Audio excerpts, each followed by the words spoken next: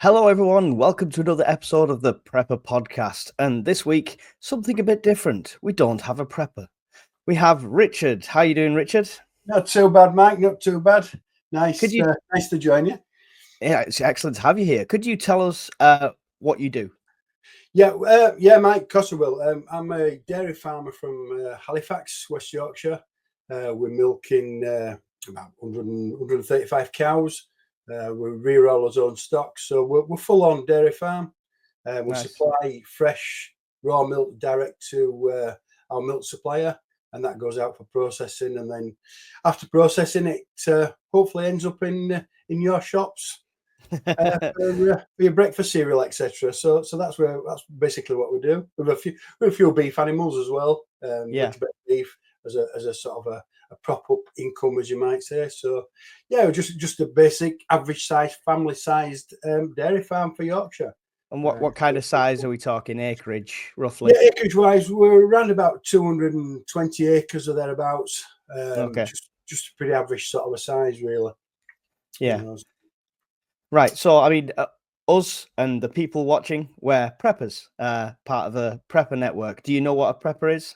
I've just done a little bit of investigation on you guys. I thought, preppers, what are these guys? So I just had a quick look up. It looks as though you're sort of informative sort of a group, shall I say? So if you're sort of informing of or allowing people to prepare for something, or you're sort of aware of different things, and you think, well, we might have to prepare for this. I assume it's something like that. Yeah. There's a few of us that are complete nutty conspiracy nuts and tinfoil hats and stuff, but that's the bad reputation. Generally, it's just it's better to be safe than sorry. I mean, prepping now is more like a generational thing that 2 generations ago they'd just do it anyway. They'd have a pantry of food. They would prepare just in case. And with the big C that happened a few years ago, people suddenly realized, oh dear, this can actually happen.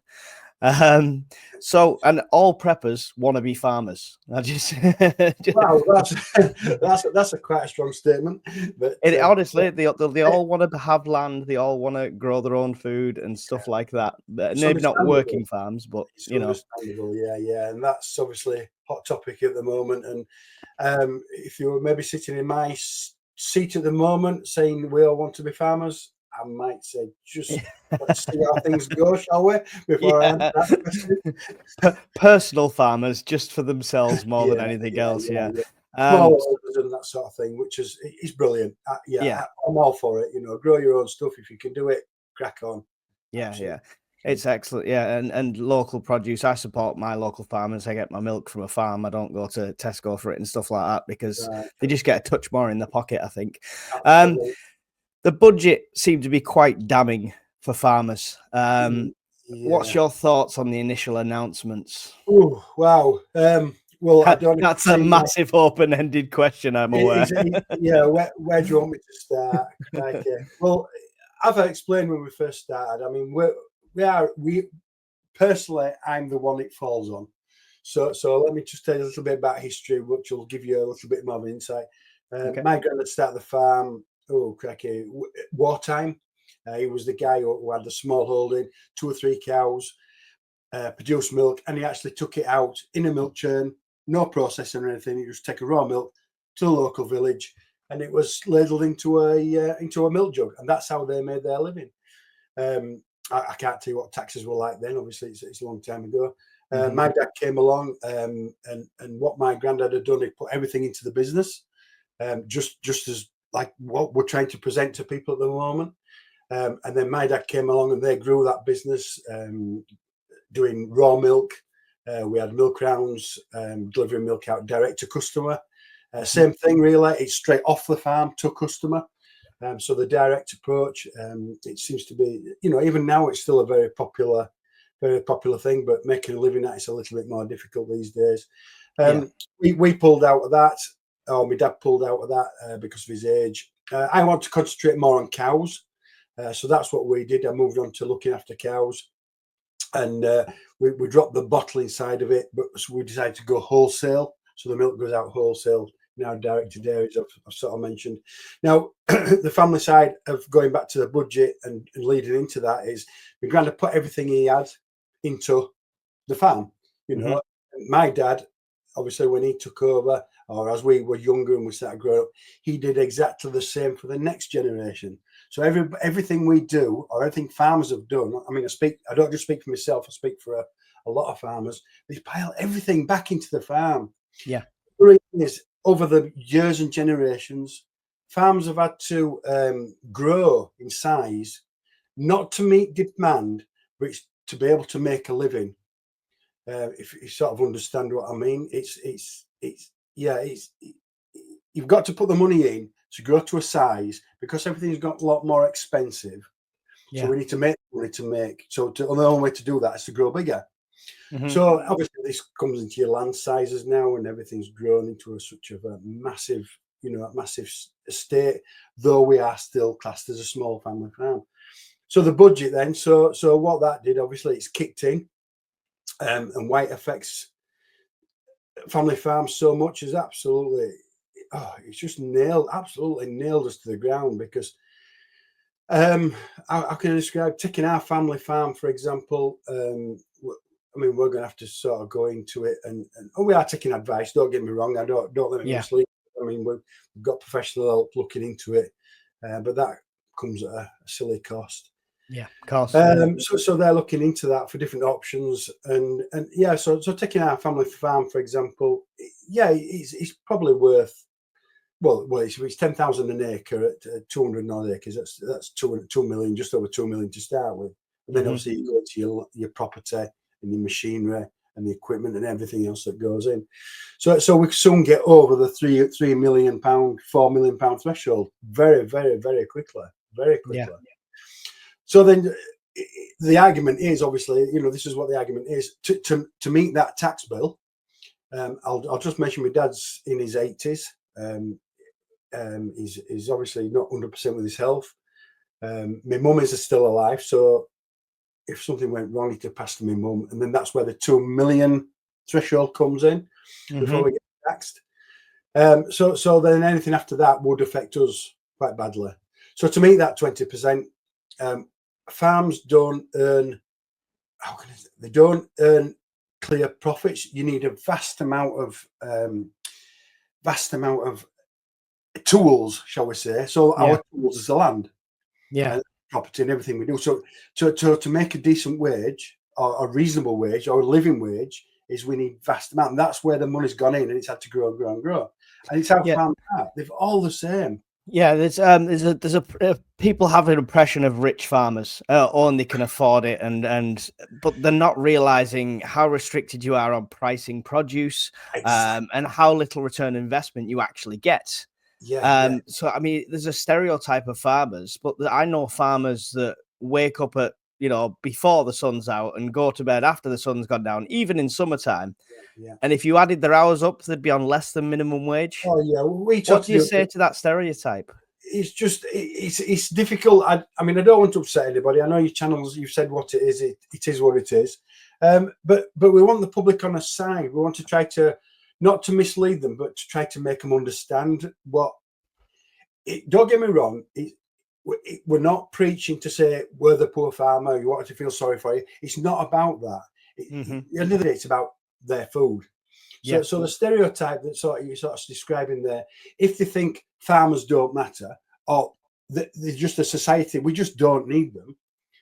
I don't know how they can say that, because single thing they do in life, there is at some point, probably every single day, they will have touched something, they will have eaten something, they would have done something that a farm in one way or another will have produced. Even if it's sitting in the Bugattis or the big fancy Range Rovers or anything, any sort of motor, but what do they do when they get in? They sit on a leather seat. So it's not, it's just though it's the small things like food. It's many things. So we say it in like prepping, because a lot of things on prepping revolves around skills like hunting and gathering and preparing food and butchering and stuff like that. And people are detached from food these days. Yeah. That it's just a plastic packet in a supermarket. That's right. But for the people that are detached from reality, that this is going to affect everyone. What would you say to Mr. City Living Joe Bloggs, who's never even seen a farm in his life? How would you say this is going to directly affect him? Oh, crikey, directly affect him. It's down to his food, isn't it? It's got to be down to his food, isn't it? And also his pocket. Because if over, you see, the budget is not going to sort of kick farms out overnight. It's going to be done over many generations. So if we lose 20%, my son loses 20%, the next one loses. So that's what's driving the farm out. So obviously the land becomes a lot more cheap. So Mr. Gentleman you're talking about there, how's it going to affect him? Well, it's going to affect him in his pocket, because that food now has to come from abroad. So what we're doing, we're losing that self-sufficiency. So that's so it's really and it's going to affect him more than he actually knows. I think, because I think statistics are 46% of UK food is homegrown. So the other 54% is obviously imported. Import taxes, it just goes on. It just goes on. So, but we're finding that most people are just wanting homegrown food. We get that a lot. I did get asked a question the other day, similar to the question you just asked there, is that one guy come onto my channel and he'd put a comment on and said, well, we don't need farmers. So and that's what he put. I said, well, why don't you need I asked the question, what's your reason behind it? Why don't you need farmers? He says, well, I just get my food from the supermarket. I'll just what I did on that, I didn't even reply. Detached from reality. I'm not going to get into this because I didn't even reply. I thought, no, I'm sorry, but I just deleted his comment, to be honest. I thought, well, I'd have left it there for the comical value. I did not answer it. Maybe I should have left it on for others to have a giggle at, but that's what he said. So, but I don't know his age. I don't know. I mean, the lady, for all I know, but I don't know their age. I don't know, what sort of stage in life they're at. Do you think the age affects it? Do you think the generation coming up don't know enough about like farming and our industry and things like that? Yeah, I think that's linked back to a little bit to your other question, because they've drifted out of sort of reality. I think because everything's sort of everything's there for the younger generation. Everything's like he said, we just get it from the supermarket without thinking of how it's got to the supermarket, basically. Oh no, magic. So that's where the detachment's starting to come in. But I wouldn't have said it's massively like that. I'd have said, I mean, I can't give percentages because I really don't know, but we do get people, young ones coming on, think they just love to come onto farms. They just want to know what's happening. Hence the reason behind it, what we do on YouTube, really. We try to, we're not showing off ourselves. We're more trying to say, look, this is what we do. This is where your food comes from. And this is how we do it. So that's a little bit for YouTube, really. Curious on that point. Love him or hate him, Marmite as he might be, Jeremy Clarkson seems to have opened a lot of people's eyes to farming. And although he's subsidized from Amazon and stuff like that, he literally showed people the figures on the last season and said, how the hell do farmers make a living? He did. And it wasn't far off. His figures, okay, they might have been squeezed a little bit for television and slightly exaggerated. But I think Jeremy's done a fantastic job. I really do. And I feel in his talking, there are rumours he's going to stand on stage on Tuesday as well down in Westminster. Oh, cool. Whether it's true or not, I'm not going to 100% say, but there are rumours he's possibly going to stand there and present his case across a little bit. So I think Jeremy and Caleb, they've done a fantastic job. But like you said, Jeremy's got other other income, shall we say, and it could be classed as one of those big land buyers, shall we say? Tax dodging, land buying, blah blah blah. That could come into it. We don't know his exact financial situation, but he probably thinks, well, I've got quite a lot of money. I'm sort of at that sort of age. I've always fancied a little bit of farming. I'll go buy a farm. I won't have to pay any tax on it. But I'm not going to knock Jeremy at all. Please don't say it as I'm knocking him, because I'm not, because I think what they've done with the TV series, they brought the reality home. And I know they're a grain or an arable farm, but it's same across them all. You've got, I mean, I don't know what his estate's worth, but whatever it's worth, at the end of the day, that profit he had, were it about 60-some thousand or something? Yeah. By the time he paid all his wages out and his little bits and bats, it's gone. It's just gone. There's just nothing left. But I'm not here to present saying, I'm a poor farmer. We're not poor. We're rich. We're actually very rich in assets. In assets, in assets only, but it's only paper. But it just looks. So that's what's happened with the government. You see, they've looked at the statistics and think these guys are bloody loaded. But this is the problem. It's all numbers on a paper sheet, right? They're just detached as the people half the time. We'll go into the government shortly. But yeah, I went. As I said earlier on, but we need to have grown those assets to produce, because everything's gone so expensive. We've got to, have those assets to produce that small amount of living, basically. You understand what I mean? Yeah, you mentioned obviously this might not be an instant thing, and it might be over generations because it's 20%, 20%, 20%. But that's right. We could see a big exodus in the initial period, right? Because if you're getting to an age where you're thinking about passing it down to your sons and stuff, and the more people that sell up, the more the value of the land's going to go down. That's correct. Some people are going to cut and run, right? You could, yes, that is true. That is very true. That very well could happen. It could happen. It's going to be interesting to see. So this is why we've got to fight this complete situation. It's crazy. Well, fighting it, the protest is on the 19th. And by all accounts, it should be pretty big. From what I'm hearing at the moment, we're looking at around 10,000. The big question is, we've seen protests recently, and they haven't made the foggiest bit of difference. Do you think it's going to do anything? I think when they first announced the mass lobbying in Westminster, which I've managed to get a seat with my MP on that one. There's three of us actually visiting that, but we'll come back to that. But will it make a difference? I think when I signed up to that, I was taking the attitude of we already knew it was going to get out of hand. Farmers, they're going to come together on this because it's obviously what it is. And I think my personal view is a softly approach to start with. Let the NFU, which is the National Farmers Union, they've given us a foot in the door, actually through the door of Westminster. So they've given us a chance to go and speak to the MPs, which is good on them. Whatever you might think of the National Farmers Union, there are a lot of different thoughts of the way they operate. But at this stage, definitely, because it's given us that foot in the door, it's given us a little bit of a voice and directing to government.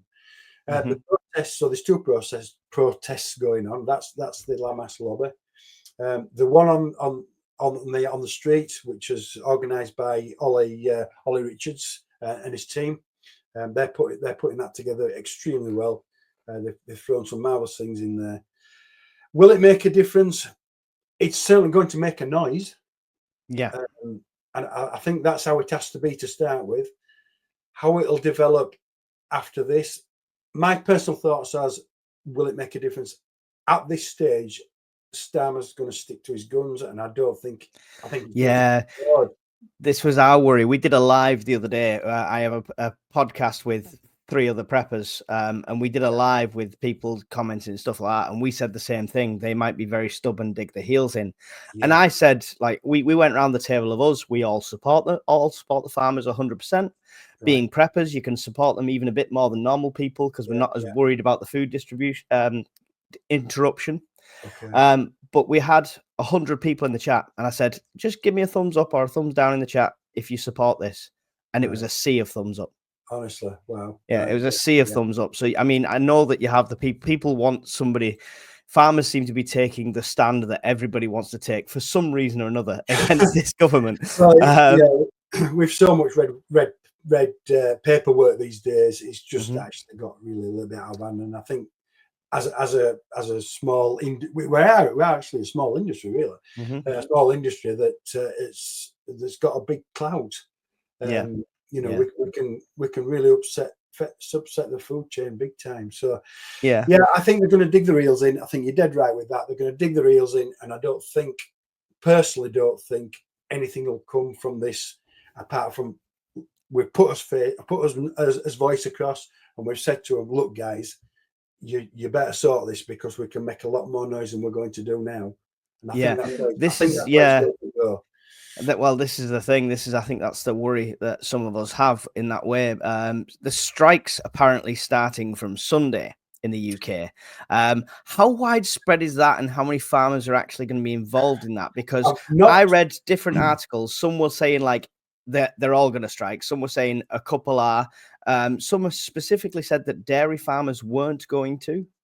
And then there's all sorts of different reports. There is. We've not had anything directly linked to the strike organisation or anything.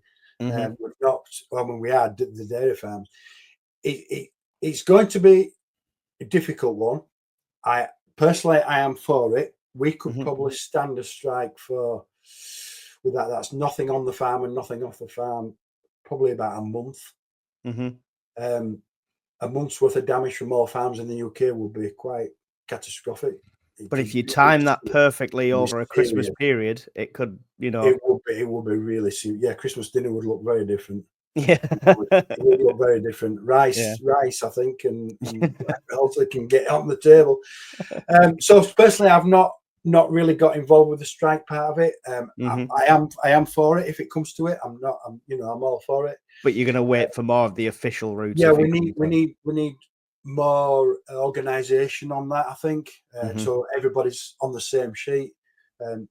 Difficult for dairy farms because obviously cows have to be milked every single day. It just has to happen.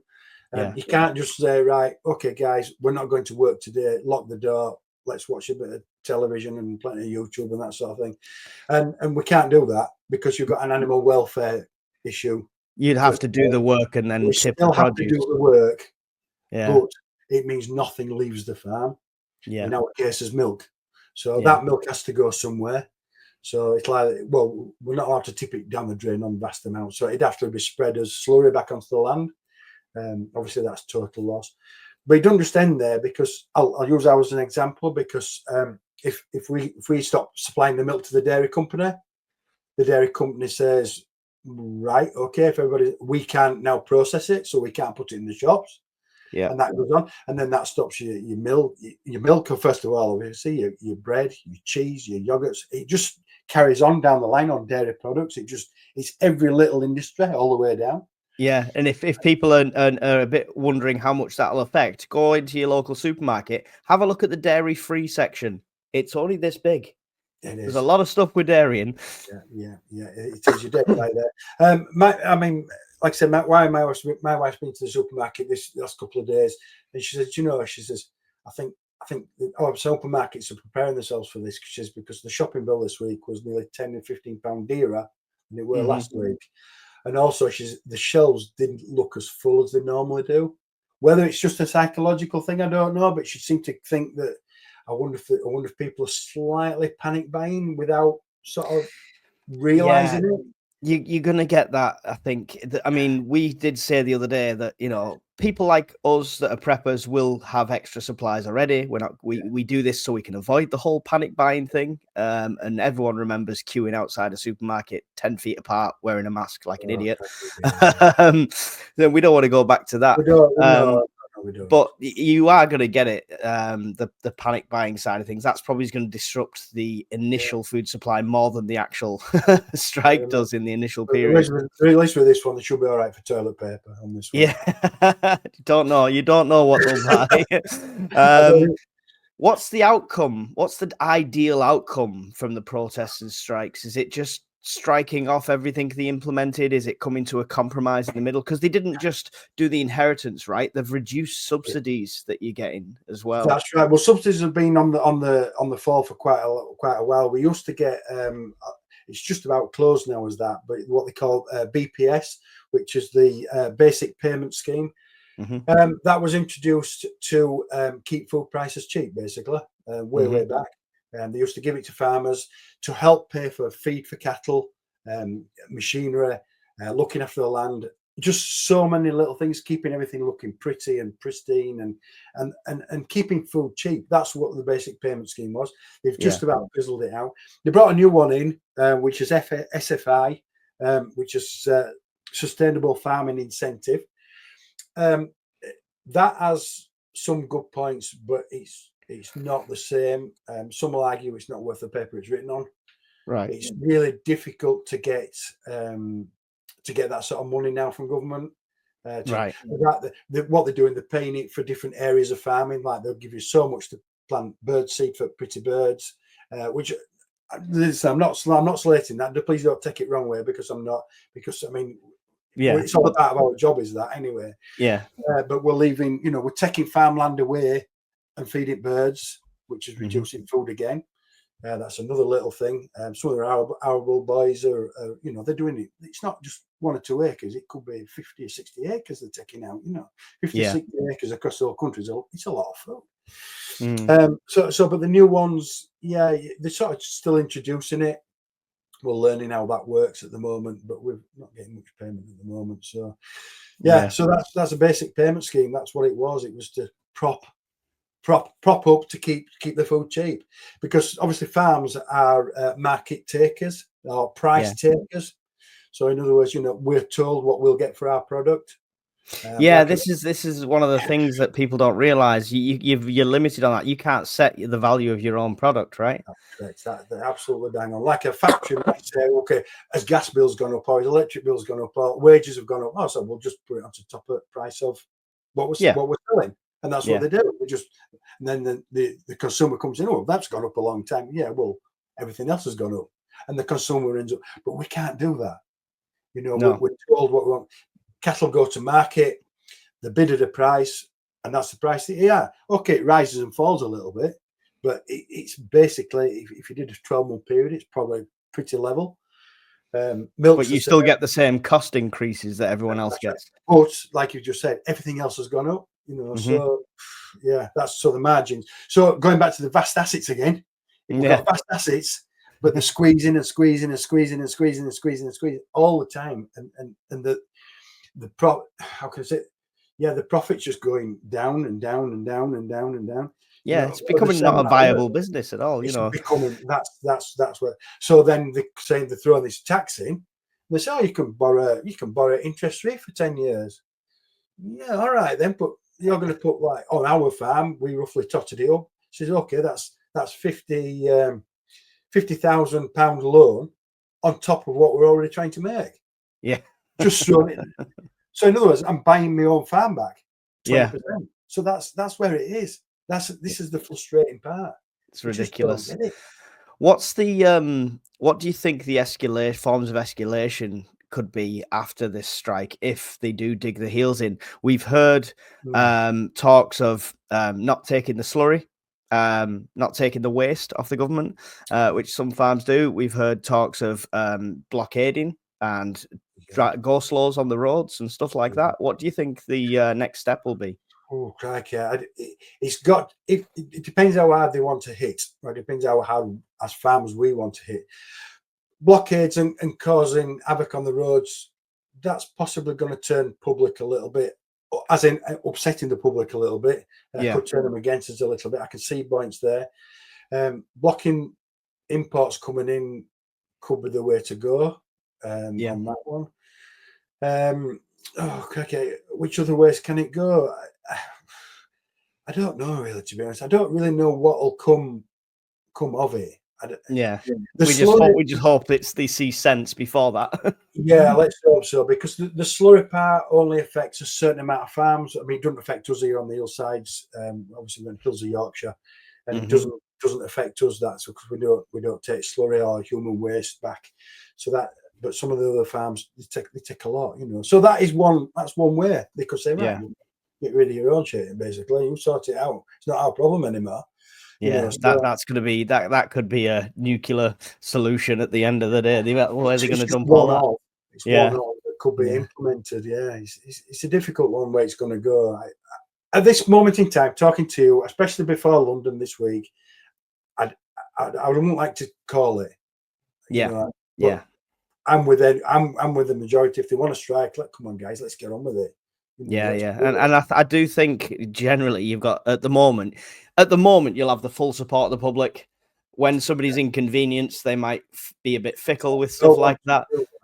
But it has to be. You have to, and everyone's got to weather that storm if something's going to change. But how can people support you? How can people support their local farmers or their farmers? What's the best thing for them to do in this? I think as long as we're not on strike and local producers there, I think just buy local produce. Just pick the label up in the shop of anything, like, okay, you've got Danish bacon, etc., that sort of thing. But look at the products and not just look at the Union Jack on. And if you, as a Union Jack on, and it says processed in other countries, avoid that one. Better ways, actually go to your local butchers. So direct you to your local butchers for your meats, that sort of thing.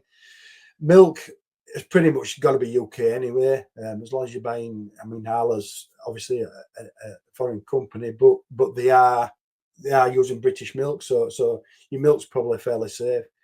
Yogurts and such, like, make sure they don't come from France, because a lot of import of French. Just stick British, really. Another good place is your local farm shops.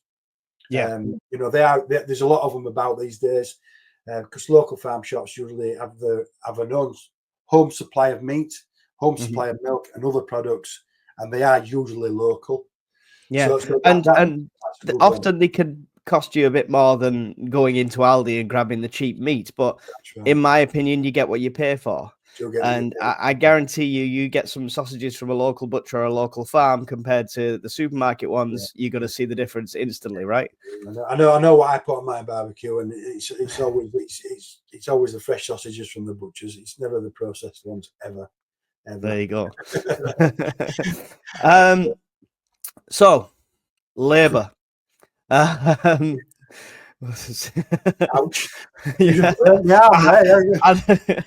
I get a taste in my mouth when I even say it. They seem to promise a lot pre-election to farmers directly, like even speaking at the union events and stuff like that. And Starmer, he's all for the farmers and he's all for the people.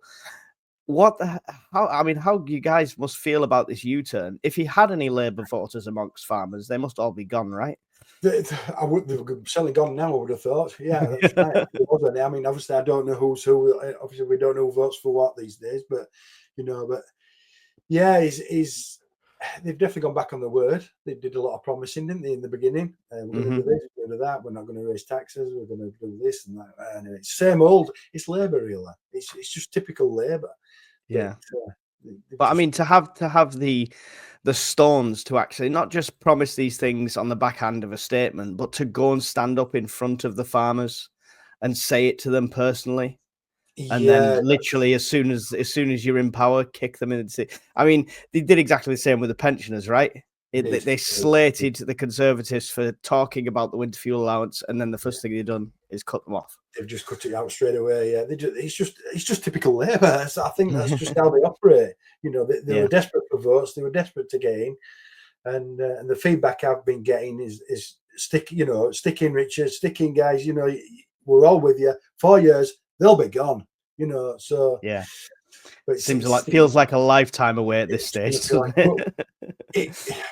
Trouble with governments is usually once a thing's in operation, like I'll use this as, I hope it doesn't get through, and I hope we can stop it before it does.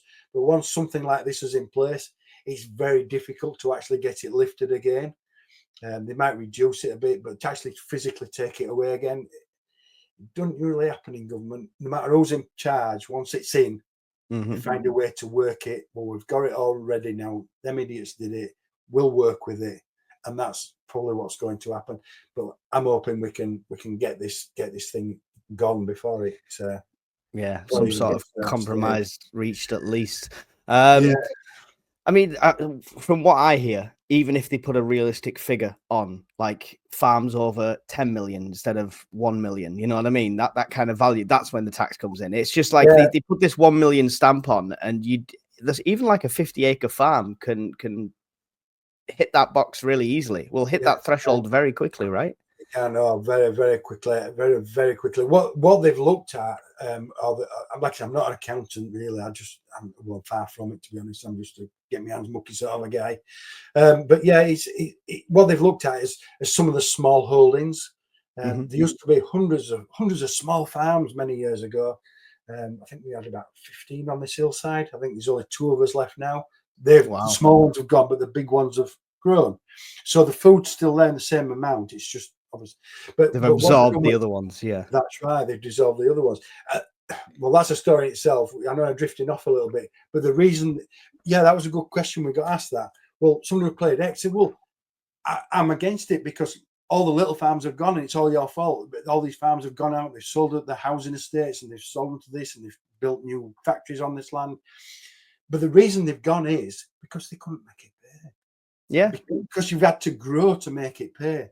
So they were misled, thinking they've sold out, they've pocketed the money and they've run. But they were blaming the farmer for that. When it isn't. It's not. It's because people weren't buying British, they were wanting to buy abroad and they wanted to do this, that and the other. And they just couldn't make it pay. So when you can earn more an hour going flipping burgers at McDonald's than you can work in your own land, at what point do you draw the line? That's it. I mean, they talk about minimum wage. Okay, I'm self-employed and we all take a certain amount out of business. But we roughly totted it up. And I think last year I took about 12,000 now. So that was my wage for a year. That's well below minimum wage. You know, and that's they call it a living wage. Well, I can live on 12k a year, you know, and because we have to do. But we have all this £1 million of assets. They don't see that. No. It gets me really riled. Sorry. Tunnel. No, you're absolutely justified, 100%. Will we have a next generation of farmers at this rate? Not just through not just through passing it down to your next generation, but people actually taking it up and getting into it. Because surely, if somebody wants to come and work on your farm, for example, now, you can't then afford to pay him the new minimum wage and stuff like that. No, that's right. I mean, well, that's going back to sizes again. There's only myself and my son actually working the farm. We're a 2-man farm, basically. Okay, my wife helps, don't get me wrong. She's in the background there, but she has a second job. But yeah, we are a two-person farm and we've designed it that way. So to set somebody else on, we'd have to say, well, actually, we can do that, but we'd have to expand again. And to expand again, we'll throw the money back at the farm. We can buy another section of land, put another building up, milk more cows, and yet we've got work for somebody else. We can do that, but if they do, it's completely opposite with this tax. They're going to take it away, so we've got to reduce. So it literally goes against their whole growth policy. It goes against everything they've wanted. It's just crazy. Going back to the size of farms we were talking about. Sorry, we misled ourselves there. So what they've done, they've governed themselves on the small holdings and the small farms, which a house on it, 5 acres of land, a good driveway, looking really tidy. They have a few animals, like half a dozen sheep, and they're classing it as a farm. Well, okay, it is a farm, but that farm's probably worth $1 million. So the government said, well, it's worth $1 million. That's fine. They won't get taxed. They can pass it on. Great stuff. But that's not a working commercial farm. There's no way that's feeding Tesco. No. And that's what they based themselves on it. And it's just horrendous. It's the family farms that are going to it's going to crucify us. Absolutely crucify us. Yeah. So let's show we can do something about it. Well, we hope we'll all be supporting you this week 100% as much as we can. I'm glad about that. Thank you very much for that. And like I say, anything anyone can do to help the local farmers, do it. Tell us about, I've just put it at the bottom there, Yorkshire Farming, which is your YouTube channel. Can you tell us all about that? I can do, yeah. He's as I said earlier on, we're more of a little sideline to start with. I'm quite a bit of a techno geek in a small sort of a way. I've always have been. I like my little toys. So yeah, camera came along, and I thought, oh, just film that, mess about with that, and you do, oh, put a video together, and that's what happened. And I thought, well, it's quite a few doing it these days, and I thought, these guys are getting good numbers, good views, and people seem to be enjoying it. So I thought, oh, I'll show them what we do then, and that's how it sort of developed.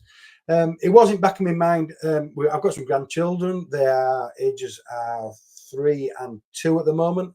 I'm thinking, well, obviously we'll not be forever, and this is obviously before what's happened now, but we'll not be forever. It's a really nice way because YouTube's forever.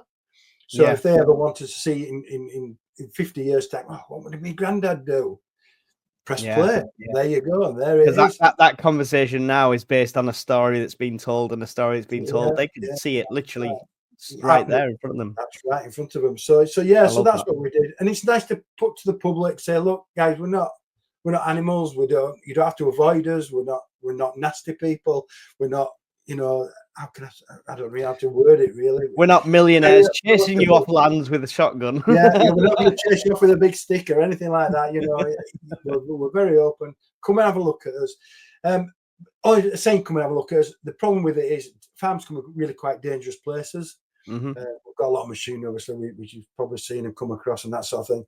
With a lot of danger areas. Animals are big animals on farms. So really we can put you face to face with a bull, but without him hurting you.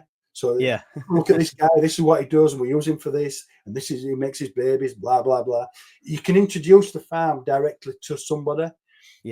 So that's what it's about, really. It's saying, look, this is what we do, this is how we do it. It's just our way of life, it's just what we do. So that's it presented that way. So 3,620 plus subscribers, 99 videos, and one of your videos hitting 229,000 views. So I mean, that's an achievement in itself. I mean, I've put out like nearly 500 videos, and I don't think any of them's hit them numbers. So I was really pleased with that video. I just sort of walked out of the house and I just laid my heart out and I just threw it on, and that's what happened with that video. But that's going back. People want real life these days. They want to see what's going on, and you just nailed it there, because that was straight from me. That was a furious recording after that budget. I walked out, pressed play, 3 takes, it was done, and I just uploaded it, and that's just what happened. It was a bad scenario, really, and I think to myself, should I have recorded it? Shouldn't I have done? But I thought, well, it really puts our point across. So I've left it up. Yeah, you need to, because there is, like I said before, there's so many stereotypes, and these stereotypes need smashing, and more channels like yourself.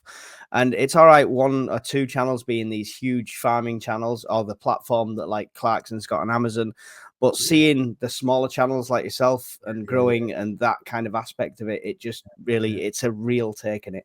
So make sure, if you're watching this now, go over to @Yorkshire Farming, give them a subscribe, check out the videos, and go and see the video I'm talking about that's gone viral for him there. So that's great. Thanks for that. Don't they? Click and subscribe, as they say. Like, subscribe, comment, leave all the lovely stuff. All that. I'll get my plug in. There you go. So, and next time, if somebody leaves a stupid comment like that supermarket one, please leave it there, because that's just entertaining. You don't have to reply. The fact you don't reply would be would have been answer enough, I suppose. I should have left it on, really, but I was so annoyed at the time. But anyway, never mind. But it's everybody's their own opinion, So but 90% of those comments we've got on that video have been fantastic, and I literally, in my next video, I said, "Look, guys, thanks for that." Because they weren't thanking just me, they were thanking all the farming community. They threw it out there for everybody, which were fantastic. I was really pleased with that. Brilliant. So before we go, have you any final thoughts before we say goodbye? Just really wish us luck in London. I think that's the best way to go at this stage. I've asked on my last video, I did ask, I said, look, there's a lot of farmers going. You mentioned 10,000. I personally think there's more than that. I think that was just the last thing I saw. And I think they could be nearer 20 maybe this time now. So it could be doubling, but the guess figures, they're not exact. So I did ask in my last video, I said, look, guys, if you're going to London, we don't want any silliness. It wants to be sensible. It wants to be controlled. And you know, we don't want to be spreading fields full of shit, streets full of shit or anything like that. It just doesn't want to happen, because that'll just upset the apple cart. Let's do it diplomatically to start with, and then we'll see how things develop from there on, I think. So please keep it calm if you're going to London. That's all I can say. And you idiots that hijack these things that are not even anything to do with it, just so you can smash a Greg's window and burn her shoes on, use lot, fuck off. I think a lot, most at farms, I mean, the farmers here are quite handy sort of guys, and if they see any trouble or anything, they'll try to stop it before they even gets out of hand. I don't think I'd argue with 20,000 farmers, to be fair. It'll be somebody from outside that provokes something, but I think there's enough of them just to say, well, they know the sort, they just ignore them. So, and like I said, Ollie Richards, his channel's Ollie Blogs. You might have come across him. He's organised it, and you know, hats off to him, because they put that together with a team. They're talking to the Met, and it's fully organised. It's organised down to a T. So I mean, you know, well done, Ollie. If you watch this, well done, mate. Superb. Thank you. Well, Richard, I really appreciate you coming on. Thank you for your time. Thank you for your insights. It's definitely good to hear it directly from the horse's mouth, as it were. So would you like to say goodbye to everyone watching? I would, yeah. Thanks for having us on, Mike, really, and your viewers as well of as Preppers Podcast. And yeah, thanks for having us on, really, and just letting me voice my sort of feelings and concerns a little bit, really. Definitely. Keep watching, and watch this space. Let's see what happens. But I'm not a political person. My videos are not going to be all political, because it's not me. I just want to show you what we do, and that's it. So, but I might mention it occasionally. Hopefully, in a few weeks' time, if you've got 5 minutes for us, we can have a catch up and see how it all went. That'd be good. Yeah. Because we'll get to London. I'll see how it goes, and yeah, I don't think they'll let me into Westminster with a camera. I think that should be a no. No, but we'll keep a close eye on the channel. It'd be nice to try. Yeah, it'd be nice to try. So, but I don't think they'll let us do that. But yeah, chat with MP. We'll see how that goes. Yeah, but they're then to present it to PM. So yeah, cool. Softly, and then we'll take it from there. I think that's the approach. Definitely. Everyone else, thank you for watching. Thank you for taking the time. Don't forget to hit like, subscribe, leave a comment below. Let us know your thoughts. Don't forget to go and check out Richard's channel at Yorkshire Farming. Give him a subscribe and give him some support in this endeavor. Thanks for watching, guys. See you in the next one. All right. Thank you very much. Thanks a lot. Goodbye.